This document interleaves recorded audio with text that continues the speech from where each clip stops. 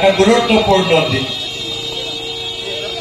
আজি তাৰিখত ভাৰতৰ এগৰাকী মহান জীয়ৰী জন্ম বাৰ্ষিকী আৰু সেয়া হ'ল ভাৰতৰ প্ৰধানমন্ত্ৰী প্ৰয়াত ইন্দিৰা গান্ধী।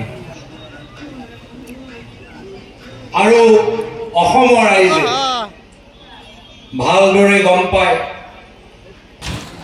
যে প্ৰয়াত ইন্দিৰা গান্ধীয়ে সদায় দৰিদ্ৰ সমাজৰ বাবে চিন্তা কৰিছিল।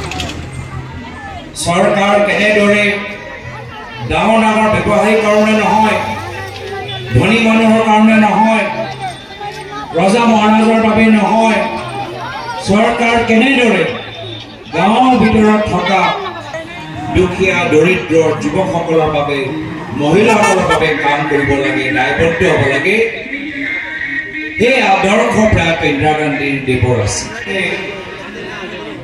এটা গুৰুত্বপূৰ্ণ দিন। আজি তাৰিখত ভাৰতৰ এগৰাকী মহান জীয়ৰী জন্ম বাৰ্ষিকী আৰু সেয়া হ'ল ভাৰতৰ প্ৰধানমন্ত্ৰী প্ৰয়াত ইন্দিৰা গান্ধী।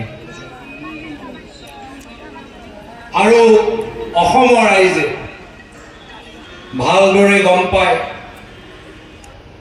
যে প্ৰয়াত ইন্দিৰা গান্ধীয়ে সদায় দৰিদ্ৰ সমাজৰ বাবে চিন্তা কৰিছিল।